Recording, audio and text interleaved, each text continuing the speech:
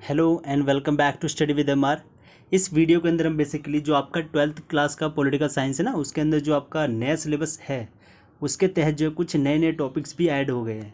तो उन नए टॉपिक्स के अंदर हम पहले जो है अफ़गानिस्तान के बारे में सही से समझेंगे, ठीक है। हालांकि अफ़गानिस्तान के बारे में आपका जो एनसीईआरटी की बुक जो है आपकी पुराने वाली उसके अंदर भी था, लेकिन इस बार कुछ ज़्यादा ही फोकस करके अफ़गानिस्तान के बारे में लिखा गया है। तो चलिए ज़रा आपको पहले सिलेबस के बारे में दिखा दूँ पूरा। देख सकते हैं आप सेकंड जो आपका चैप्टर है इसके अंदर आपका कुछ न्यू टॉपिक्स जो है ऐड हुए हैं, जैसे कि ये डिसइंटीग्रेशन ऑफ सोवियत यूनियन, मतलब सोवियत संघ के विघटन के बारे में था ये, ठीक है। इसको हम ऑलरेडी जो है डिस्कस कर चुके हैं, ठीक है।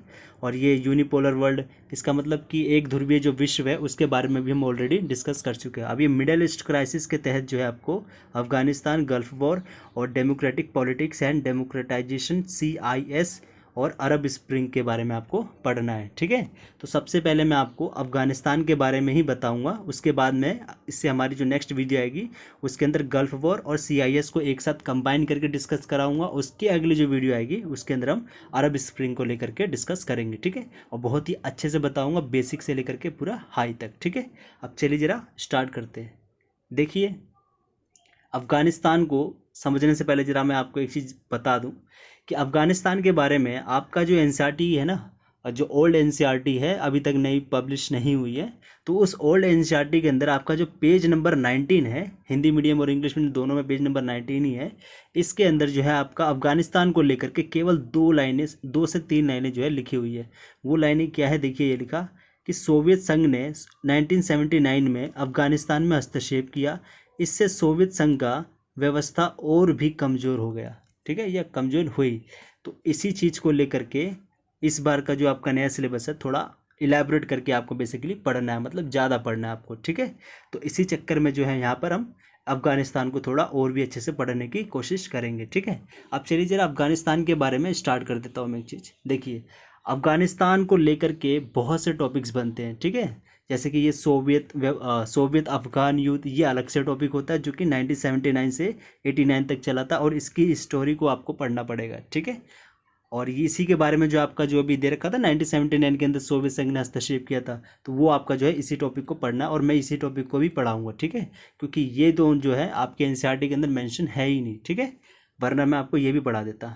अगली चीज़ देखते हैं क्या, कि इस अफ़गानिस्तान को लेकर के एक और टॉपिक बनता है, वो ये है अफ़गान गृह युद्ध। गृह युद्ध समझते हैं ना, कि अंदर ही जो है देश के अंदर ही जो है कुछ गुट हैं जो कि आपस में ही लड़ रहे हैं, उनके बारे में भी जो है हम पढ़ सकते हैं। लेकिन 1989 से 1996 तक है, लेकिन आपकी एनसीईआरटी के अंदर मेंशन नहीं है, तो इसको मैं डिस्कस नहीं कराऊंगा, ठीक है। इसके अंदर अफ़गानिस्तान को लेकर के एक और टॉपिक बनता है जो आज के सिनेरियो को दिखाता है, वह है अफ़गानिस्तान युद्ध, जो कि 2001 से 2014 तक चल रहा है, जो कि इस समय डोनाल्ड ट्रम्प जी बाहर निकलने की बात कर रहे हैं, बट अनसक्सेसफुल रह रहे हैं बार बार। तो उसके बारे में ये थर्ड टॉपिक के अंदर जिक्र आपका किया गया, ठीक है। लेकिन आपको सबसे पहले जो चीज़ समझनी चाहिए वो यही है कि कैसे क्या हुआ अफ़गानिस्तान के अंदर, क्यों इतने जो बाहरी ताकतें हैं, बाहर के जो देश है, वो क्यों जो है अफ़गानिस्तान के अंदर इतना इंटरेस्ट लेने लग गए, ठीक है। तो इसी चीज़ को समझने के लिए आज की अपनी वीडियो को हम स्टार्ट करते हैं। चलिए, देखिए, अफ़गानिस्तान के बारे में एक बात कही जाती है कि अफ़गानिस्तान को लेकर के अलेक्जेंडर से लेकर के ब्रिटिश साम्राज्य तक ने अफ़गानिस्तान के अंदर बहुत ज़्यादा रुचि रखी है। अब ऐसा अफ़गानिस्तान के अंदर बेसिकली है क्या, जबकि जो अफ़गानिस्तान है ये जो एक स्थल सीमा या लैंड लॉक जो है एक कंट्री है या एक देश है। अभी स्थल सीमा या लैंड लॉक का मतलब क्या होता है, बेसिकली यहाँ समझिए आप।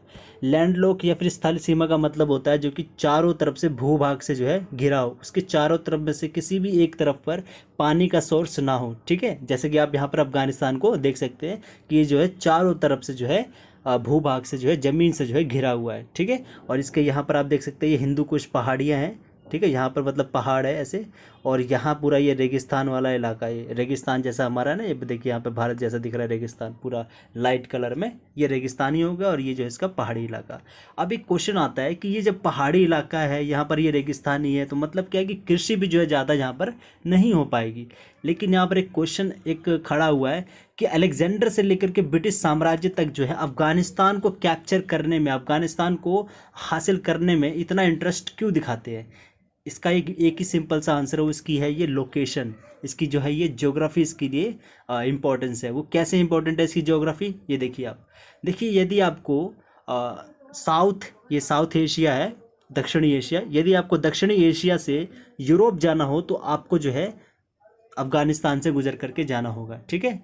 यदि आपको यूरोप से एशिया या कहीं और जाना हो तो भी जो है आपको अफगानिस्तान को क्रॉस करके आना पड़ेगा। यदि रशिया जो आपका ऊपर की साइड है उसको जो है अफ्रीका की साइड जाना हो तो भी जो है इसको ये क्रॉस करके जाना पड़ेगा, अफगानिस्तान ये सब, ठीक है। तो इसका रिलेवेंट क्या हो गया कि ट्रेड के पॉइंट ऑफ व्यू से, व्यापार के आधार पर जो है अफगानिस्तान बहुत ज़्यादा इंपॉर्टेंट हो जाता है, ठीक है। और इसीलिए जो है हर एक देश ये चाहते थे, जितनी भी महाशक्तियाँ हैं वो सब ये चाहते थे कि अफगानिस्तान पर जो है किसी न किसी तरह से कब्जा किया जाए।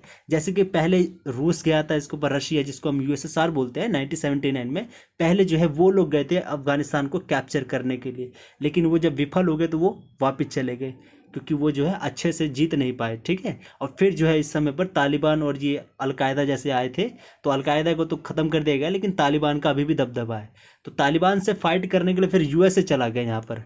तो यूएसए जो है यहाँ पर जब गया तो वो आज के समय पर बेचारा वो भी घुटने पे आ गया है, वो भी अफगानिस्तान की जो प्रॉब्लम है उसको सॉल्व नहीं करा पा रहा है। तो वो भी डोनाल्ड ट्रम्प जो है वो भी यही सोच रहे हैं कि इसको हम किसी तरह से अफगानिस्तान का जो मुद्दा है इसको बाहर निकलें। इसका ये एक बीरबल की खिचड़ी की तरह बन चुका है, ये कभी सॉल्व नहीं होने वाला है, ठीक है।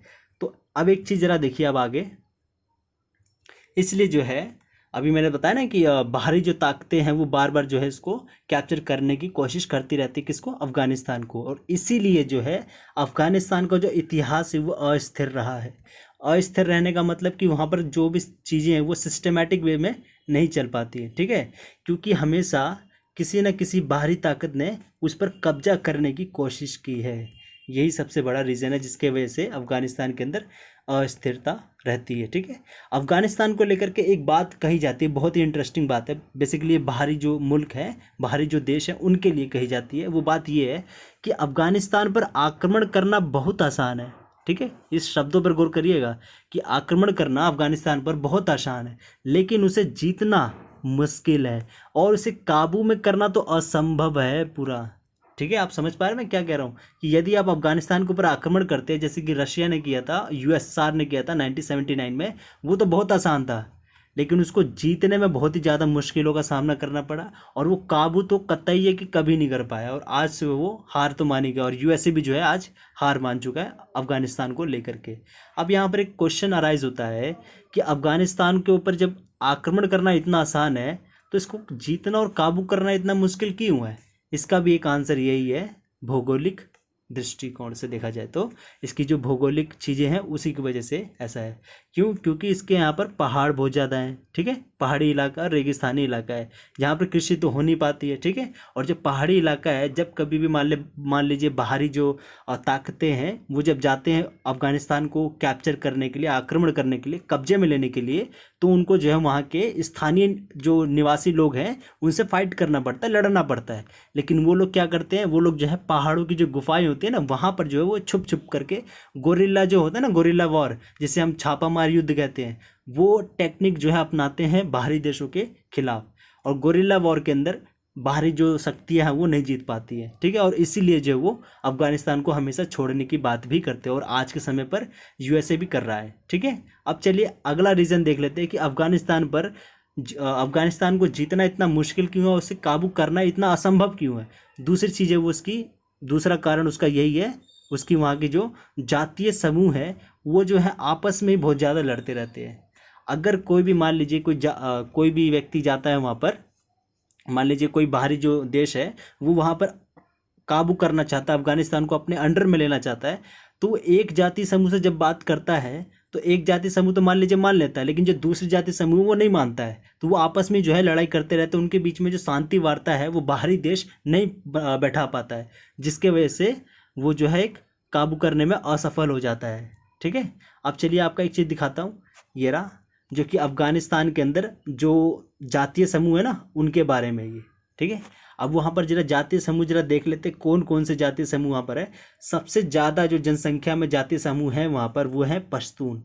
यही पश्तून है जिन्होंने तालिबान का गठन किया और आज के समय पर तालिबान के अंदर लगभग आधे से ज़्यादा जो है पश्तून ही है, ठीक है। और ये पश्तून जो है हमेशा पाकिस्तान के फेवर में बोलते हैं और भारत के अगेंस्ट में बोलते हैं, ठीक है। अब अगले देखते हैं क्या कि अफगानिस्तान के अंदर और भी अन्य जनजातियां हैं, जैसे कि ये ताजिक हो गई, हजारा हो गई, उज्बेक हो गई, ठीक है। ये जो तीन है ना, ये भारत के सपोर्ट में बोलती है और पाकिस्तान के खिलाफ बोलती है। लेकिन इनके जो पॉपुलेशन है, जो इनका जो जनसंख्या है अफगानिस्तान के अंदर, वो बहुत कम है, ठीक है। और इसीलिए जो है भारत ज़्यादा कुछ कर नहीं पाता है इस चक्कर में, ठीक है। तो ये तो आपको मैंने अभी तक कहानी बताई है अब तक कि अफ़गानिस्तान के बारे में क्या चीज़ चल रही है, क्यों जो है इतने जो देश हैं बाहरी, वो क्यों जो है अफ़गानिस्तान को लेकर के कुछ ज़्यादा ही इंटरेस्ट दिखाते रहते हैं, ठीक है। असली जो कहानी है जो आपका सिलेबस में है, सोवियत अफ़गान युद्ध जो कि 1979 से लेकर के 89 तक जो चला था, उसके बारे की जो असली जो कहानी है वो यहाँ से स्टार्ट होती है। अब देखिए क्या होता है कि 19वीं शताब्दी से कुछ दशक पहले ही ब्रिटिश साम्राज्य और रूसी साम्राज्य में एक लड़ाई चल रही थी। दोनों महाशक्तियों के बीच में एक दुश्मनी चल रही थी अफ़गानिस्तान को लेकर के। जैसे कि मैंने अभी पहले ही शुरुआत में बताया था कि ब्रिटिश साम्राज्य से लेकर के अलेक्जेंडर तक जो है वो अफ़गानिस्तान को किसी न किसी तरह से कंट्रोल में करना चाहते हैं, और इसी तरह जो है इन दोनों के बीच में भी फाइट होती है अफ़गानिस्तान को कंट्रोल करने के लिए। लेकिन ये दोनों ही, अब एक जरा रीज़न समझिए कि क्यों दोनों जो है, जैसे कि रशिया एम्पायर जो है वो क्यों जो है अफ़गानिस्तान को अपने कंट्रोल में करना चाहता था। बेसिकली क्या है कि जो अफ़गानिस्तान है वो चाहता था कि इसको जो है एक बंदरगाह जैसे कुछ मिल जाए, जिससे कि हम व्यापार पर कर सके बहुत ही आसानी से, क्योंकि आप देख सकते हैं पूरा यहाँ पर लैंड है, मतलब ज़मीन से घिरा हुआ है ये, ठीक है।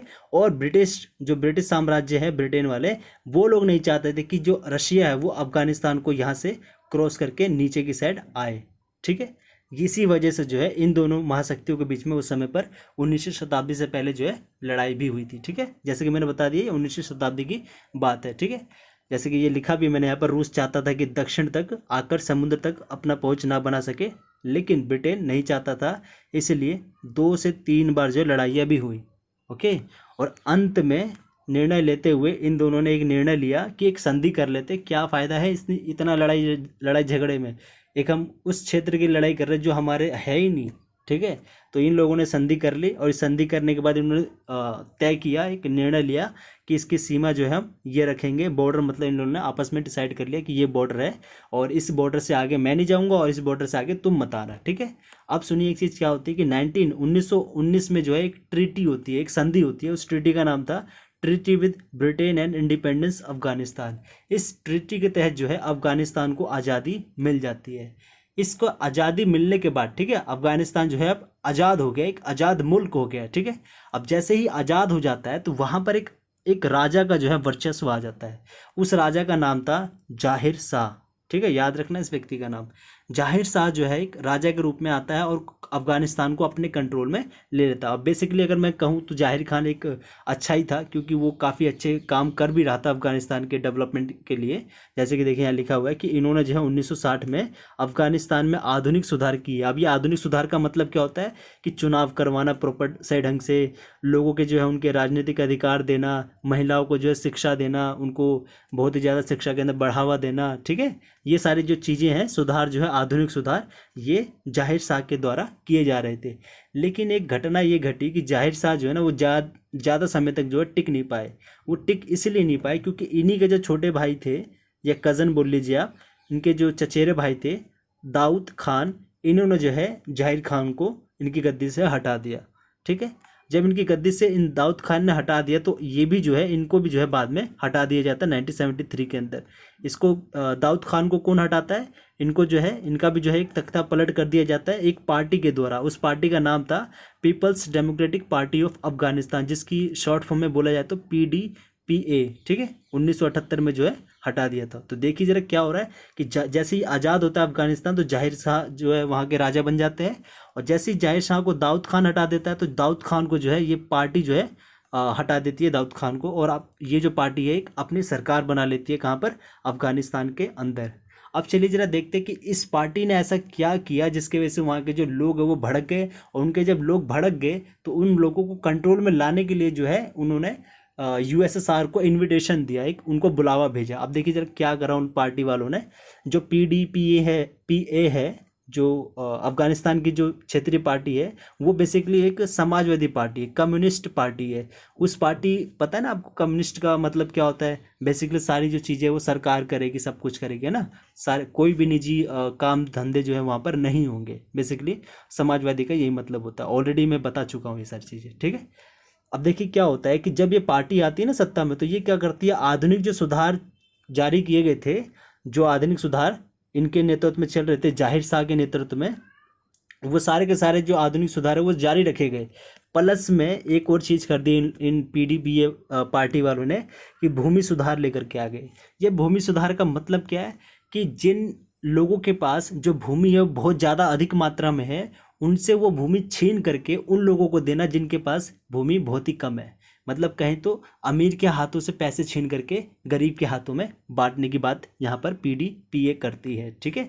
और जब ये भूमि सुधार किया जाता है, मतलब कि दूसरे जो अमीर लोग हैं उनकी भूमि को छीन करके ज़बरदस्ती जो है छोटे छोटे जो गरीब जो लोग हैं उनके हाथों में दे रहे हैं, तो इससे क्या होता है कि गांव के बहुत से जो लोग हैं ना वो गुस्से में आ गए, ठीक है। अब वो जो गुस्से में आ गए तो वो नहीं चाहते थे बेसिकली कि जो उनकी ज़मीनी है, जो उनकी पुश्तानी जो ज़मीनी है, जो सदियों से चली आ रही है, वो ज़मीन जो है अचानक से जो सरकार है वो ले ले। तो इसलिए जो है जो लोग हैं वो सरकार के खिलाफ कई कई जगहों पर विद्रोह करने लगते हैं, ठीक है। और जब ये विद्रोह करने लगते हैं तो पीडीपीए जो है वो सरकार में है, ठीक है, तो ये सेना का इस्तेमाल करके जो है उनको शांत करने की कोशिश भी करते हैं, परंतु बार बार जो है ये असफल होते हैं। वो असफल क्यों होते हैं? क्योंकि जब वो एक जगह पर शांत करते हैं, मान लीजिए किसी को मारपीट कर, जैसे मान लीजिए यहाँ दंगे हो रहे हैं, तो यहाँ पर जब इन्होंने मारपीट करके सेना भेज के शांत करवा दिया, तो यही दंगे जो है यहाँ पर होने लग गए। जब यहाँ से शांत करवा ले तो ये दंगे यहाँ होने लग गए। मतलब ये कि एक जगह शांत करवाते तो दूसरी जगह जो है विद्रोह अपने आप होने लगता था, ठीक है। तो इस चीज़ को लेकर के जो है पीडीपीए जो है ना वो अस्थिरता में आ गई। उनकी जो सरकार है वो अस्थिर होने लगी, मतलब कि गिरने जैसे उनकी हालत हो गई थी, ठीक है। जैसे कि दिखा भी मैंने यहाँ पर, इनके लोग जो है वो विद्रोह करने लगे एक जगह से हट करके दूसरी जगह पर, और ऐसी हालत में जो है उनकी जो सरकार है पीडीपीए की, उनकी सरकार अस्थिर होने लगी, ठीक है। इसी अस्थिरता को देख करके पीडीपीए ने जो है, जो कि कम्युनिस्ट पार्टी है ना ये पीडीपीए, तो आपको पता है कि पूरे विश्व के अंदर कम्युनिस्टों का बाप बोल सकते हैं या पिता बोल सकते हैं, वो कौन है? वो है यूएसएसआर। जो भी कम्युनिस्ट सत्ता में रहते हैं वो लोग हमेशा जो है यूएसएसआर से ही मदद मांगते हैं। तो इन्होंने भी जो है यूएसएसआर से ही मदद मांगी और कहा कि हमारी जो सरकार है वो अस्थिर हो रही है, कृपया करके हमें कुछ सहायता दीजिए, ठीक है। तो यूएसएसआर क्या करता है कि इनडायरेक्ट वे में, मतलब कि डायरेक्टली यहाँ पर नहीं भेज देता अपने सेना, ठीक है। याद रखिएगा कि शुरुआत में जो है यूएसएसआर केवल जो है हथियार और आर्थिक मदद देता है, किसको? पीडीपीए को, ठीक है। बाद में देखिएगा, मैं दिखाऊंगा आपको बाद में कि यूएसएसआर जो है डायरेक्ट अपनी सेना भी भेज देता है 1979 के अंदर, ठीक है। लेकिन ये 1979 से पहले की बात कर रहा हूँ मैं, ठीक है। 1979 से पहले पीडीपीए को जो है हथियार और आर्थिक मदद दी, ठीक है। हथियार और आर्थिक मदद जो है पीडीपीए को उपलब्ध करा दी, जिससे कि उस कम्युनिस्ट सरकार की जो स्थिरता है वो बनी रहे, मतलब कि उस कम्युनिस्ट सरकार वो गिरे ना। लेकिन ये जो सहायता मुहैया कराई गई थी यूएसएसआर की तरफ से, ये काफ़ी नहीं थी, ठीक है। और इसी के पश्चात जो है कुछ महीने के बाद ही जो है स्थिति ऐसी आ गई कि स्वयं जो है यूएसएसआर को अपनी खुद की जो सेना है उसे भेजना पड़ा 1979 में, ठीक है। और अगले 10 सालों तक जो है यही सेना लड़ते रहेगी इसके अंदर ही। तो 1979 के अंदर गई थी और 1989 के अंदर वापस आई थी। देख सकते हैं आप, ये ब्रिज क्रॉस कर रहे हैं ये लोग, ये रशिया के जो यूएसएसआर की जो सेना है ये वही है जो कि अफगानिस्तान के अंदर एंटर कर रही है, ठीक है। अब देखिए क्या होता है, जैसे ही यूएसएसआर एंटर करता है अफगानिस्तान के अंदर जो प्रॉब्लम है उसको सुलझाने के लिए, उसी तरह से जो है उसी वक्त जो है पूरे विश्व के अंदर एक विरोध सा उठने लगता है, क्योंकि आपको पता है कि एक कोल्ड वार का पीरियड चल रहा है, ठीक है। शीत युद्ध चल रहा है 1979 तक, ठीक है। अभी 1979 में शीत युद्ध चल रहा होता है, ठीक है। तो उसी समय पर यूएसए क्या करता है कि यूएनओ में जा करके एक अर्जी दायर कर देता है कि देखिए यूएसएसआर कितना गलत कर रहा है, या अचानक से किस तरह से किसी भी कंट्री की जो संप्रभुता है उसको हर्ट कर सकता है, ठीक है। तो इसी चक्कर में जो है जब यूएसएसआर उसके अंदर गया अपनी सेना लेकर के, तो लगभग 3 ऐसे मुस्लिम देश थे जिन्होंने 3 ऐसे मुस्लिम देश और प्लस में जो यूएनओ है, इन दोनों ने जो है यूएसएसआर की जो कड़ी आलोचना करी।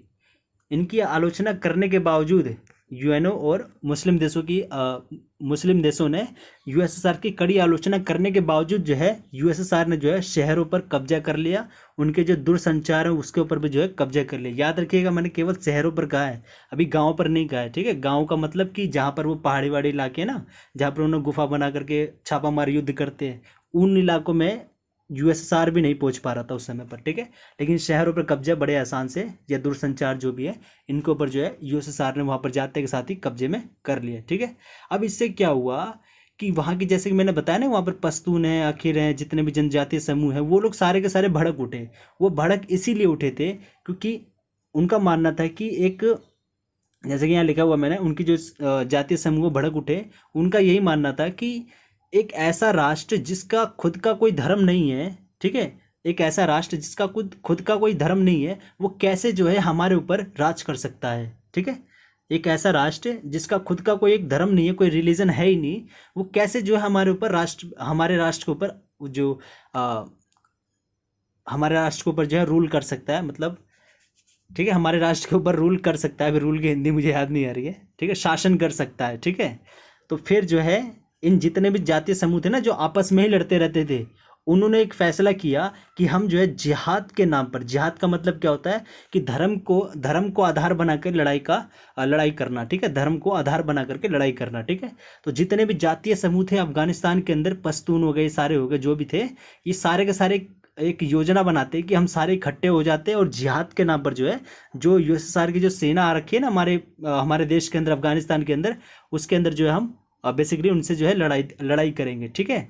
और जो जिहाद के नाम पर लड़ाई करने के लिए आए आगे, उन्हीं लोगों को जो है मुजाहिदीन बोला गया, ठीक है। याद रखिएगा, मुजाहिदीन अलग चीज़ होती है और जिहाद जो है अलग चीज़ होती है।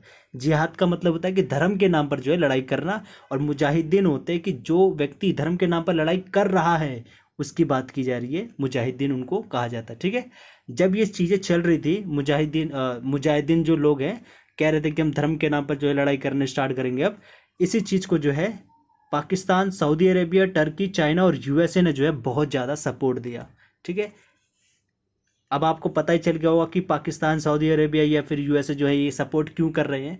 ये लोग इसीलिए सपोर्ट कर रहे हैं क्योंकि उस समय जो है शीत युद्ध चल रहा था, और यूएसए तो खासकर नहीं चाहता था कि यूएसएसआर का जो है इन्फ्लुएंस बढ़े, यूएसएसआर का जो प्रभाव है वो किसी अन्य देश के ऊपर पड़े, ठीक है। अब यहाँ पर एक जरा गौर करिए कि मैंने यहाँ पर चाइना का नाम लिया है।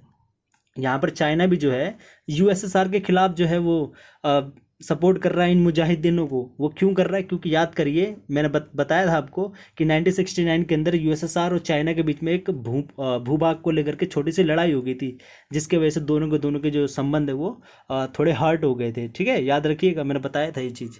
अब देखिए जरा आगे बढ़ाते अपनी कहानी को।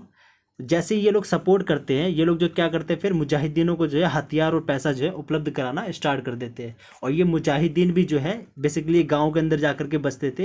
ये गांव के अंदर इसीलिए बसते थे क्योंकि इनको गुफा उफा मिलती थी, और ये छापामार युद्ध करके यूएसएसआर की जो सेना है उनको आसानी से जो है हरा सकते थे, ठीक है। लेकिन याद रखिएगा, शहरों पर तो इन्होंने कब्जा कर लिया और गांव पर जो है इनका कब्जा है। मतलब मुजाहिदीन जो है वो चाहते थे कि हम शहरों के ऊपर अटैक करके अपने कब्जे में ले लें, और यूएसएसआर चाहते थे कि हम गांव के ऊपर अटैक करके अपने कब्जे में ले लें। लेकिन ऐसा कुछ नहीं हो पाया। दोनों के दोनों आपस में लड़ाई करते रहे जिहाद के नाम पर, लेकिन कुछ हो नहीं पाया, ठीक है। और ये जो है मामला जो है आपस में मतलब एक बराबरी का मामला आकर के अटक गया, ठीक है।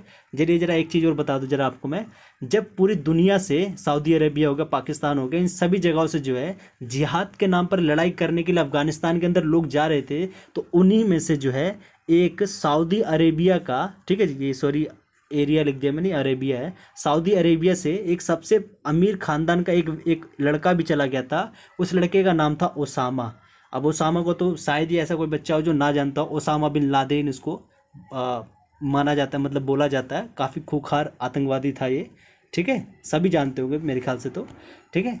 तो ये भी जो है उसी अफगानिस्तान के अंदर पार्टिसिपेट करने जो है चला गया था जिहाद के नाम पर लड़ाई करने के लिए, ठीक है। अब देखिए क्या होता है, जब ये जा रहे हैं तो उस समय पर इनको पाकिस्तान हो गया, सऊदी अरेबिया होगा, टर्की हो गया, चाइना होगा, यूएसए हो गया, इनके द्वारा जो है इन लोगों को, जितने भी मुजाहिदीन हैं, इनको जो है सपोर्ट प्राप्त हो रहा था। तो यही जो मुजाहिदीन है ना, जैसे कि ये पश्तून वाले हो गए, इन्होंने जो है तालिबान का संगठन का जो है निर्माण कर दिया, और अलकायदा का किसने कर दिया, ओसामा ने कर दिया। ये लोग क्या करने लगे, अपने जो संगठन है इसको मजबूत करने लगे इसी पीरियड पे, इसी समय पर ये लोग अपने संगठन को मजबूत भी करने लगे, ताकि ये लोग अच्छे से फल फूल सके और दूसरे के डिपेंडेंट जो है ना रह सके, ठीक है। लेकिन जैसे कि मैंने आपको बताया कि मुजाहिदीन चाहते थे कि हम शहरों के ऊपर कब्जा कर लें, और यूएसएसआर की जो सेना थी वो चाहती थी कि हम गांव के ऊपर कब्जा कर रहे हैं। तो दोनों का जो है मुकाबला जो है वो बराबरी पर आकर के जो है ख़त्म हो जाता है फिर, ठीक है। क्योंकि जैसे कि मैंने बताया कि यूएसएसआर चाहता था गांव पर कब्जा करना, और मुजाहिदीन जो है वो शहरों के ऊपर कब्जा करना चाहता था, लेकिन ऐसा कुछ नहीं हो पाया, ठीक है। लेकिन हाँ, एक चीज़ ज़रा गौर करिए, अगर ये स्ट्रिंगर मिसाइल नहीं नहीं होती तो शायद ये जो मुकाबला जो बराबरी पे आकर के ख़त्म हो गया, ये ना ख़त्म हुआ था। वो क्यों ना ख़त्म हुआ था, क्योंकि आप देखिए यहाँ पर पिक्चर में, जैसे कि मान लीजिए पहाड़ी इलाके हैं, ठीक है। इस पहाड़ी इलाके में यदि किसी गुफा के अंदर ये लोग छुपे हुए हैं, तो यूएसएसआर क्या करता था कि अपनी जो हवाई जहाज है, हेलीकॉप्टर है, उसको भेज करके डायरेक्ट यहाँ नीचे मिसाइल फेंक करके मार सकता था। लेकिन जैसे ही स्ट्रिंगर मिसाइल आया, ठीक है, एक ये गेम चेंजर की तरह साबित हुआ, मतलब गेम कोई जो इसने पलट करके रख दिया। अब ये लोग क्या करते हैं, ये हल्का सा है फिलहाल, तो ये लोग क्या करते हैं कि नीचे से ही जो है हवाई जहाज के ऊपर निशाना मारते हैं और हवाई जहाज को जो है यहाँ पर गिरा देते हैं। इससे क्या हुआ कि कई सारे जो यूएसएसआर के जो हेलीकॉप्टर हो गए, हवाई जहाज हो गए, इन सबको मार गिराया गया। इससे जो है यूएसएसआर को क्लियर इंडिकेशन मिल गया कि हमारा जो है यहाँ पर हम नहीं रह सकते, मतलब हमारा कुछ हो नहीं सकता है यहाँ पर, ठीक है। इसीलिए जो है ये मुकाबला जो है बराबरी पर आकर के अटक गया था, ठीक है। और इसकी जो अंत है वो कैसे शुरुआत हुई, उसके बाद देखिए ज़रा, याद करिए, मिखाइल गोर्बाचेव जी जो है वो 2 प्रकार की नीतियाँ लेकर के आते हैं, ग्लासनोस्ट और पेरेस्ट्रोइका, ठीक है। और इन्हीं नीतियों के तहत जो है 1985 में जो है वो निर्णय लेते हैं कि धीरे धीरे करके हम अफगानिस्तान से अपनी आर्मी को जो है वापस बुलवा लेंगे, क्योंकि उनकी आर्मी से जो है वो जो गांव वाले इलाके हैं वो कब्जे में नहीं ले पा रहे हैं, ठीक है। और ना जो मुजाहिदीन है वो शहरों वालों को ले पा रहे हैं। तो एक बराबरी का मुकाबला अगर खड़ा हो गया तो अच्छा नहीं लग रहा उन लोगों को। और ऊपर से इनकी जो सेना वहाँ पर रह रही है, तो उसका खर्चा कौन उठाएगा, मतलब याद है ना आपको 1985 के आसपास जो है यूएसएसआर की जो अर्थव्यवस्था है वो थोड़ी चरमराने से लग गई थी, ठीक है। और 1986 के अंदर जो है उनको वापस बुलाने की जो प्रक्रिया है वो स्टार्ट हो गई। और ये जो प्रक्रिया है वो धीरे धीरे बुलाते रहे अपने आर्मी को, और लगभग 1989 तक जो है सभी के सभी जितने भी यूएसएसआर की जो सेना थी उसको जो है वापस बुलवा लिया गया। और इसी के साथ जो है जो आपका सोवियत अफगान युद्ध है वो समाप्त हो जाता है 1979 से लेकर के 1989 तक, ठीक है। और जैसे ही सोवियत संघ वहाँ से चला जाता है, तो मैंने बताया था ना कि वहाँ के जो जातीय समूह है, पश्तून हो गया, अखाड़ा हो गए, ये लोग जो है आपस में ही लड़ने लग जाते हैं। और इसी के चक्कर में जो है आपका एक नया टॉपिक स्टार्ट हो जाता है, वो होता है आपका अफगान गृह युद्ध। मतलब गृह युद्ध का मतलब क्या, अपने घर के अंदर ही जो है आपस में ही लड़ रहे हैं लोग, ठीक है। तो ये गृह युद्ध वाला जो टॉपिक है ये आपके इस एनसीईआरटी में नहीं है। अब आप समझ गए होंगे शायद कि मैं क्यों जो है बस एक ही टॉपिक को करा रहा हूँ, क्योंकि ये भी जो है बहुत ज़्यादा डिस्कस करवाने वाली चीज़ें हैं। उसके बाद अगले वाला जो टॉपिक है वो भी बहुत ज़्यादा इलेबोरेट हो सकता है, ठीक है। फिलहाल के लिए बस मैंने पहले वाले टॉपिक को ही करवा के छोड़ा है, ठीक है। और आई थिंक आपको समझ आया होगा। अगर नहीं समझ आया तो एक बार फिर से कोशिश करिएगा, ठीक है। मेरे ख्याल से तो आपको समझ आ जाना चाहिए। बहुत ही इजी शब्दों में मैंने समझाने की कोशिश करी है, ठीक है। सबसे पहले मैंने क्या बताया था कि इसकी थोड़ी बहुत बैकग्राउंड देख लेंगे कि क्यों अफगानिस्तान के ऊपर जो है इतने जो बाहरी जो शक्तियाँ वो इंटरेस्ट ले रही हैं। और फिर जैसे ही सोवियत संघ उसके अंदर जाता है तो किस प्रकार से वो अपने घुटने टेक देता है और 1989 के अंदर वापस से अपनी सेना को बुला लेता है, ठीक है। तो यही पूरी कहानी है जो कि आपके एनसीईआरटी की जो पेज नंबर 19 है उसके अंदर लिखी हुई है, ठीक है। तो आई होप कि आपको ये वीडियो अच्छी लगी होगी, और नहीं अगर समझ आया तो दोबारा से देखिए इस वीडियो को, मैं गारंटी ले सकता हूँ कि आप जरूर समझ जाएंगे, ठीक है। तो तब तक के लिए धन्यवाद। Please like share and subscribe my channel. धन्यवाद।